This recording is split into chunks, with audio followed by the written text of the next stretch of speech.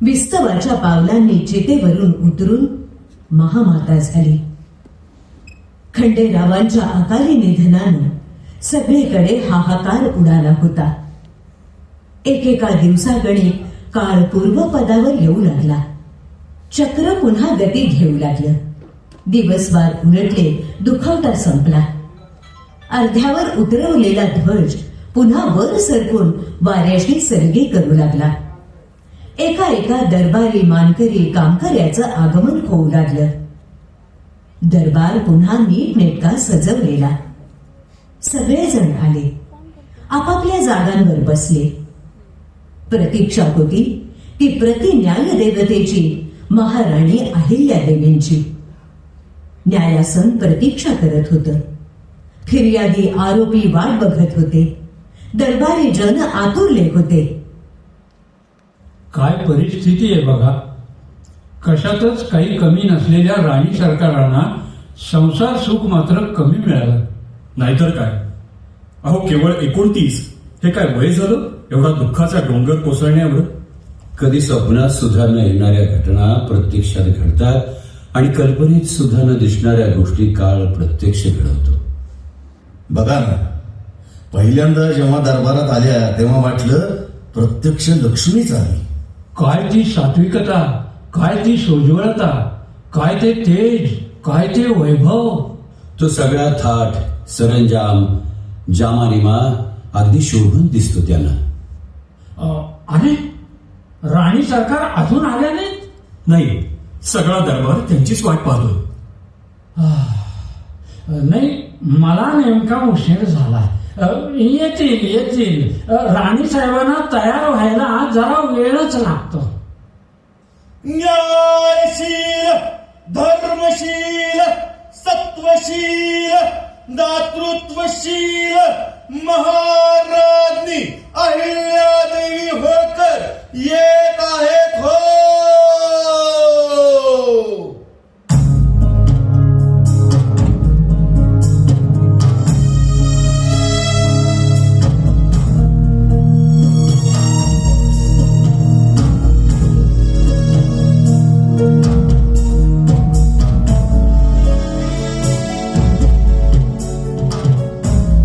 राणी सरकार, आपण या रूपात?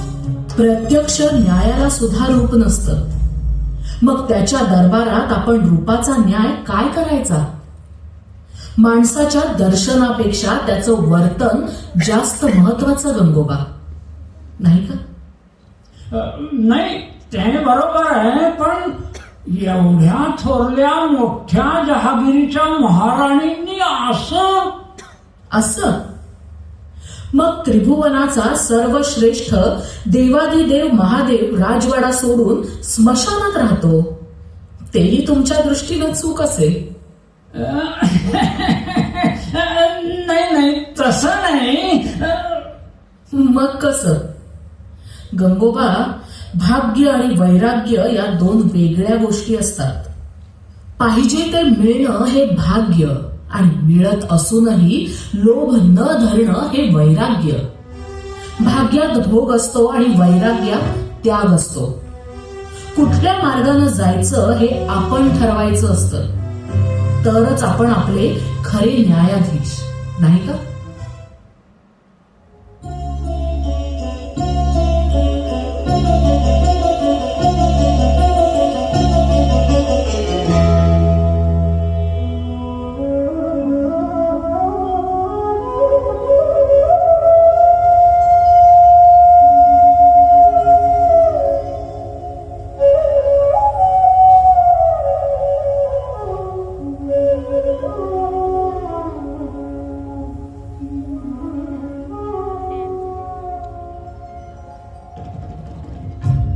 महाराणी अहिल्यादेवी म्हणजे दीन दुबळ्या रयतेचा भक्कम आधार. पूर्ण व्रतस्थ न्यायदानाची वस्त्र पांघरूनच भरायचा अहिल्या दरबार. अहिल्यादेवींची माया ममता म्हणजे आबाल वृद्धांवरचं वात्सल्याचं छत्र. अहिल्या देवींचे आचार विचार संस्कार म्हणजे जसं शिवपिंडीवरचं बेलपत्र. पुत्र मालेरावास जहागिरी मिळाल्यावर आनंदानं अभिमानानं उत्साहानं न्हाल्या. उत्कृष्ट आदर्श अलौकिक अद्वितीय प्रजामाता होत्याच त्या राजमाता झाल्या.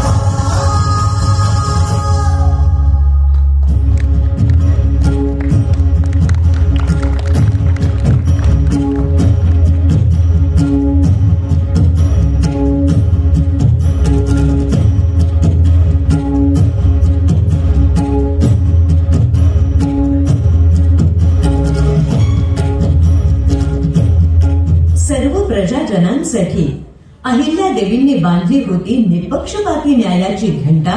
ती वाजवत कोणीही येऊ शकायचं घेऊन तक्रार, बयादी, भांडणं, गाऱ्हाणं आणि तंटा.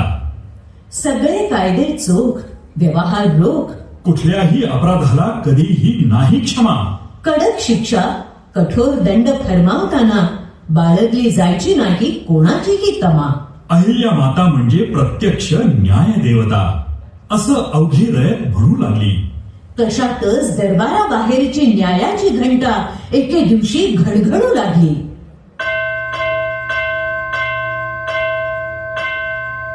तुकोजीराव, बाहेर गडबड कसली? कोण आलंय दाद मागायला? जीवाच्या आकांतानं घंटा वाजतीये याचा अर्थ काळीच कळवळून टाहो फोडतय कोणीतरी. जरा बघून या. जी राणी सरकार, ही होळकरांची नीतिमंत रियासत आहे. इथं न्याय मागण्याचा अधिकार प्रत्येकाचा आहे. होळकरांच्या कमानीतून सुटलेला तीर आणि मुखातून निघालेला न्यायाचा शब्द कधीच परत येत नसतो. देवी, बाहेर एक विधवा स्त्री तिची कैफियत घेऊन आली. कोणाबद्दल? आपल्या कमावीसदाराबद्दल. तोही तिचं काही ऐकून घ्यायला तयार नाही. ती हुज्जत चालली. तिला अगोदर आत घेऊन या. तिची बाजू ऐकून मग आम्ही कमावीसदाराचा पक्ष ऐकू. महाराणी सरकार, न्याय द्या, न्याय द्या. महाराणी सरकार, न्याय, मला न्याय पाहिजे. अवश्य मिळेल. आम्ही कशाला आहोत मग? मोकळेपणानं सांगा काय झालंय. तुम्ही कोण? मी खेमराज सावकाराची पत्नी आहे. आमची अल्पशी सावकारी. काही जमीन जुमला, घरदार आणि थोडंफार धन आहे. माझ्या पतीचा अचानक देहावसान झालं. आम्हाला मूल बाळ नाही. संपत्तीची देखभाल आणि घराण्याला वारस म्हणून मी पुत्र दत्तक घ्यायचं ठरवलंय. पण काय? त्या परवानगीसाठी कमावीसदाराकडे अर्ज केला, पण तो ऐकत नाही, परवाना देत नाही. का नाही देत? काय म्हणतो? परवानगी हवी असेल तर 3 लाख रुपये मागतोय. एकतर मी दुःखात, चिंतेनं वेढलेली. कमावीसदाराला हजर करा. काय तुकोजीराव, तुमच्या एका हातात तलवार आणि दुसऱ्या हातात अधिकार असतानाही आपल्या राज्यात अजूनही लाच लुचपतीचं गचपण आणि भ्रष्टाचाराची बांडगुळं शिल्लक आहे. आपलेच नेमणूकदार असा बदअमल करतात आणि मग तुम्ही काय करता? मला आता समजतंय सरकार. मग आता आम्हालाही समजू दे. परवाना कुठं आणि का आणला?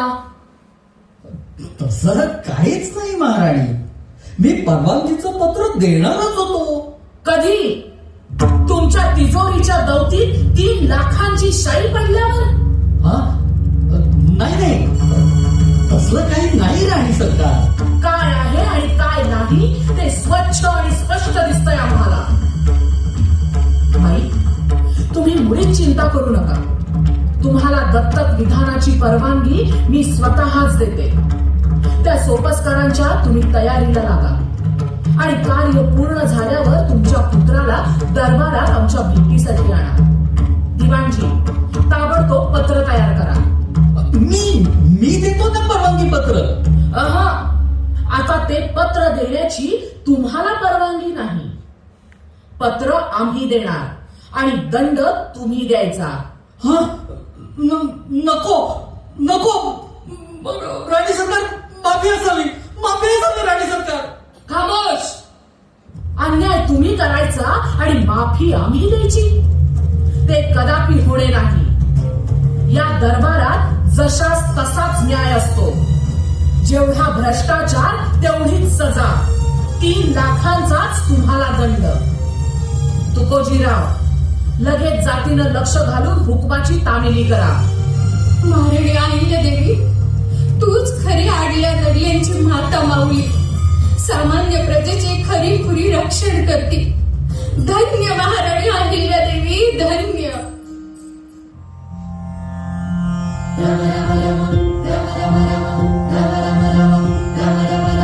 रामाच्या पाऱ्यावरती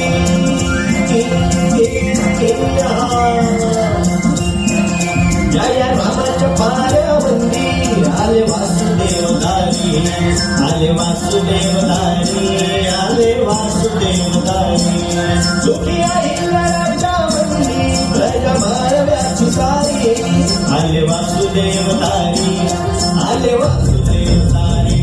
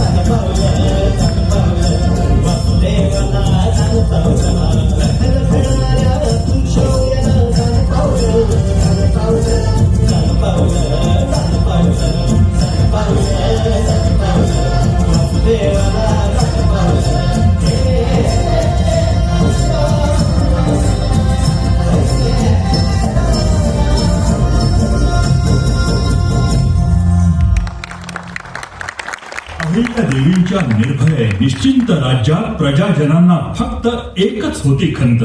सीमेलगत ऐसपैस पसरलेला उत्तुंग विंध्य पर्वताचा प्रांत. घनदाट झाडी, माजलेला अंधार, भयान शांतता, भीषण एकांत. नाईलाजानं प्रवास करायचा झाला तरी रयतेच्या उरी उठायचा आकांत. त्याला कारणही तसंच होतं. पूर्ण परिसरावर होती भीतीची गडद छाया. तिथल्या धिप्पाड निर्दय लुटारू भिल्लांना नव्हती कणभरही दया माया. प्रवासी दिसला की सुटावं, त्याला गाठावं, निर्दयपणे पिटावं आणि साफ लुटावं. विरोध करील त्याला त्या यमदूतांच्या हातून थेट मरणच भेटावं. पण त्रस्त पुत्रांची ही समस्या माता अहिल्याच्या कानावर गेली आणि त्या महाराणीनं त्वरित लक्ष घालून चोख कार्यवाहीची पूर्तता केली. सरदार मनरूप सिंग, तुम्ही भिल्लांचे प्रमुख. मग तुम्हाला माहित आहे का भिल्ल म्हणजे कोणते? आम्हाला सर काय झालं? आम्ही भिल्ल म्हणजे भगवान शिवाचे भक्त. मग असं असूनही अशी पापकर्म करता, रानावनात या अवस्थेत राहता. मग त्याला काय झालं? आमचा शिवशंकर बी संशयातच राहतोय की. पण तो तिन्ही लोकांचा स्वामी, परम उदार. जो जे मागतो त्याला तो शिवशंकर सगळं देतो. आणि तुम्ही त्याचं नाव घेऊन निरपराध वाटसरूंकडून त्यांचं सर्वस्व लुटून घेता. हे शोभतं का शंकरांच्या निस्सीम भक्तांना? पण मग आम्ही आमच्या बायका लेकरांनी खावं काय? तुमच्या कष्टाचं, तुमच्या खऱ्या प्रेमाचं आणि तुमच्या चांगल्या कृतीचं फळ अहो सर्वांना पोटभर खायला मिळेल. बोला, आहे तयारी? म्हणजे आम्ही काय करायचं? जी शक्ती बांधवांना मारण्यासाठी तुम्ही वापरत होता तीच आता राज्याच्या सुव्यवस्थेसाठी वापरायची. ज्या रस्त्यांवर तुम्ही अडवणूक करीत होता तेच रस्ते प्रवाशांसाठी निर्धोक करायचे. ज्या तमाम रयतेला तुमचा धसका बसत होता त्यांना तुमचा आधार वाटला पाहिजे. तुमच्या या टापूचे संरक्षक आता तुम्ही, माझे सारे भिल्ल बांधव. तुम्हाला आता तुमच्या भविष्याची काळजी करायचं कारण नाही. सरकारकडून जमीन, अवजारं, बी बियाणं मिळेल. श्रम करून शेती फुलवा. त्यात खरा आनंद काय असतो हे तुम्हाला कळेल. आणि प्रवाशांच्या सुरक्षेबद्दल त्यांच्याकडून तुम्हाला सरकारमान्य भिल्ल कवडी नावाचा करही मिळेल. आम्हा शिवभक्तांच्या मुखात घास भरवणारी अहिल्या देवीच्या रूपात अन्नपूर्णा पार्वती झाली. बोला उदार माता अहिल्या देवी की. पांथस्थांना निर्धास्तता लाभावी, त्यांचा सुरक्षित राहावा जीव, वस्तू आणि धन. म्हणून अहिल्या देवींनी नवी दिशा देऊन केलं होतं भिल्लांचं पुनर्वसन. भिल्लांचा प्रमुख मनरूप सिंग, त्याच्या हातात सरकारी कारभार आला. सुरुवातीला त्यानं योग्य केला, पण नंतर तो बेफाम उद्दाम झाला. तो पुन्हा बनला लुटारू, पुन्हा झाला भक्षक, पुन्हा झाला बेताल क्रूर. कोणाचंही ऐकेना, जागेवर टिकेना, आज्ञेला झुकेना, कमालीचा मगरूर. दया पाहिजे देवी. आमच्या लेकरांचे, गुरावासरांचे प्राण आता तुमच्यावर अवलंबून आहेत. आता सहन करायच्या पलीकडे गेले राणी सरकार. दिवसा ढवळ्या माझ्या भावाकडून जबरदस्तीने रक्कम घेतली हो मनरूप सिंग यांनी धाड जाऊन. अशी सरकारच्या नावाखाली सगळीच वसुली करतोय, दमदाटी घेतो, जुलूम जबरदस्ती करतोय. मला तर जीव मारण्याची धमकी दिली. बघा, काही जणांचे आजारच असे असतात. मधाची बोटं चाटवून उपयोगच नसतो. घातक कीड मारण्यासाठी नुसतं कुंपणच नव्हे तर जहाल विषच वापरावं लागतं. त्या मस्तवान मनरूप सिंगाला बेड्या घालून ताबडतोब हजर करा.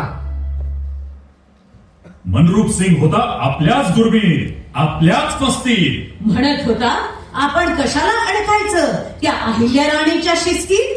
ती राणी दरबारची, मी या जंगलचा राजा आहे. तिची आज्ञा तिच्या राज्यात, इथे हुकूम माझा आहे. तेवढ्यात आले सशस्त्र सैनिक, मनरूप सिंगला घेऊन गेले. अहिल्या देवींच्या आज्ञेनुसार त्यांनी त्याला थेट दरबारात नेले.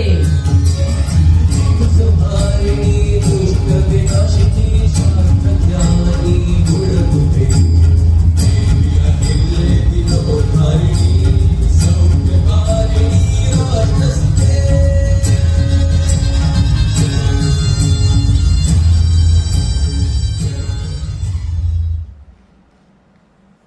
मनरूप सिंग, अदब पाळा. तुम्ही दरबारात आहात आणि आरोपी म्हणून आणले गेलेले आहात. असला आरोप मी काय केलंय? हे आणखी उलट विचारताय तुम्ही. कसं काम करताय आणि कशी जिम्मेदारी सांभाळताय. तुम्ही कर वसूल करता. हा बघ, माझा अधिकारच आहे तू. खामोश. अधिकाराचं बोलता येतं आणि कर्तव्याची जाण नाही. तुम्ही कर वसूल करता तो तुमच्या मर्जीप्रमाणे आणि जमा महसुलाचा तर हिशेबही नाही आणि भरणाही नाही. भरणारच होतो. कुठं पळून चाललो होतो का काय? मनरूप सिंग, दर्जा चुकतोय. अरे जा रे, तू कोण मला सांगणार? मनरूप सिंग म्हणतात मला. जंगलचा राजा मनरूप सिंग. मी मला पाहिजे तसंच वागणार. मनरूप सिंग, आता एक शब्दही बोलू नका. तुम्ही तुमच्या मर्जीप्रमाणे वागणार असाल तर होळकरांची राजगादी ही न्यायाला जागणार आहे. गोरगरिबांना लुटणाऱ्या, दीन दुबळ्यांना नाडणाऱ्या आणि निरपराध्यांना पिळणाऱ्या या बेताल गुन्हेगाराला शिवछत्रपतींच्या या पावन भूमीवर जागा नाही. हा? नाही नाही नाही, असं करू नका राणी सरकार. मी पाया पडतो. निष्पाप जनतेच्या सुखावर पाय ठेवणाऱ्यानं माझ्या पायाला हात लावू नये. स्वार्थानं, बेफिकिरीनं आणि भ्रष्टाचारानं माखलेले, वखवखलेले हात आहेत ते. आत्ता उचलले जातील जोडण्यासाठी आणि नंतर वापरले जातील गोरगरिबांना ओढण्यासाठी. ते काही नाही. विंचू शिवपिंडीवर बसला तरी त्याला खेचलाच पाहिजे. श्री शिवशंकर आज्ञेवरून या बाबतीत फैसला असा आहे की या नीचाला उद्याच्या उद्या सर्वांच्या समोर देहदंडाची शिक्षा द्या. हातावर लटकवा भर बाजारात. नाही, नको देवी नको. माफी करा. जय शिवशंकर. माफी करा देवी, माफी करा. पुन्हा अशी चूक व्हायची नाही हो. माफी करा, माफी करा, माफी करा. इतरांसाठी झिजता झिजता राणी बनली जगमाता. दुसऱ्यांसाठी जळता जळता जीवन झाले जळती चिता. मुक्त हाताने देता देता धन्य जागली उदारता. आव्हानांचे गगन पेलण्या शिवशक्तीला बेहाता. हे सर्वस्वाचे मोल देऊनी अर्पणी साधी कल्याण आहे सर्वथा. सगळ्यामध्ये भरून द्यावी अहिल्याची तेज कथा. सगळ्यामध्ये भरून द्यावी अहिल्याची तेज कथा. अहिल्याची तेज कथा.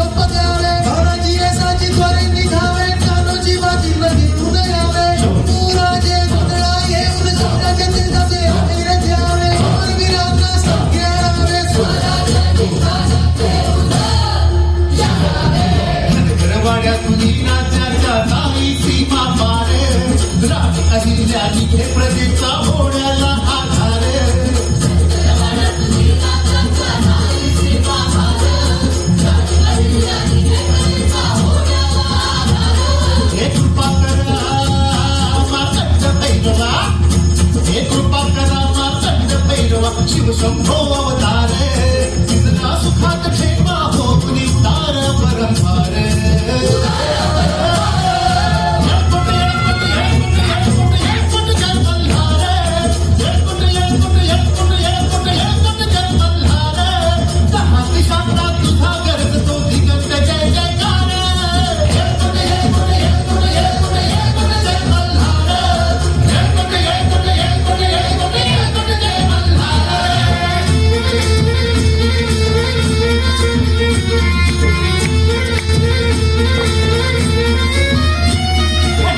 अहिल्याच्या झाले कुंकू भाणावर हळदीने रंगलेले जैसे उमा महेश्वर मनगती हळकुंड कटी बांधली कट्यार होळकरांचा वंशज आज मानितो संसार माणकोची सुशिलेची अहिल्या ही धारणार जशी सासरी चालली माहेरून तलवार मळव्याचे सुभेदार नामगान मल्हार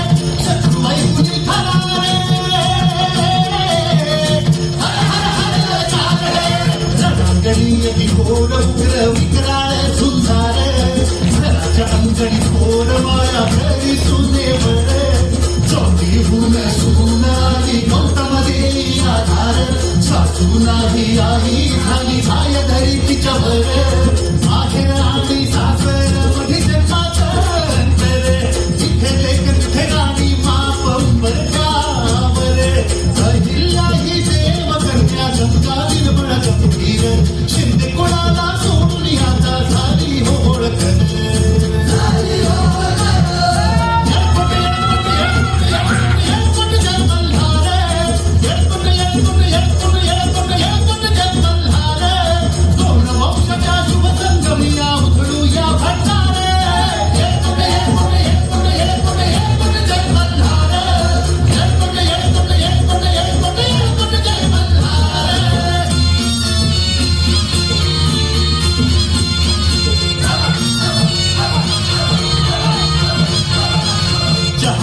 शिवछत्रपतींची नटुनी खटुनी बसली पुण्यनगरी ही विवाह मंडप पाहुनी प्रसन्न हसली माळव्याहुनी चौरक आला पंचकल्याणी घोडा पेशवाईची पगडी घालून सजला शनिवार वाडा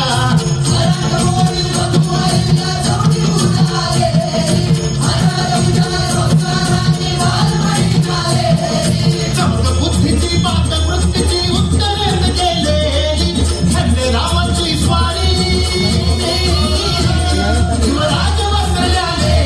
युवराज वस्त्रल्याले मानाचे सरदार येते किती मानाचे सरदार येते किती हो वगड करण तुमचारे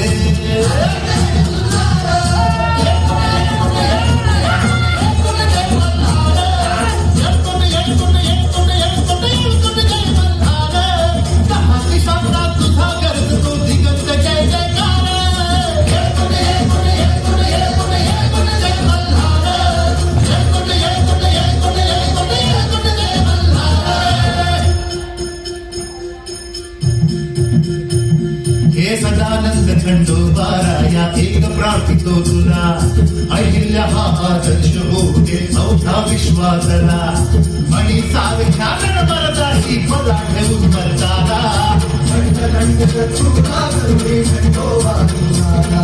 तिथे सावख्या वज्र प्रहारे मल्लाचा वध केला हे भंडाऱ्यानं दिव्य तुझा दरबार मोहरुरी आला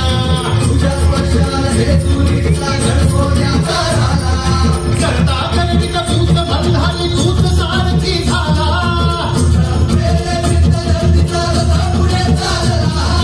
जगाला ठेवून तुझ्याच हाती खंडाही घेतला महाराणी म्हणून तेजस्वी देव अहिल्याला म्हणून सदा यशस्वी करवा कंडा दिला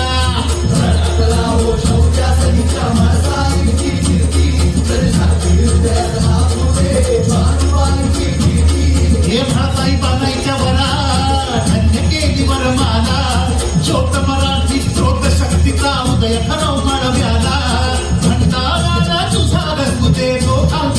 सारे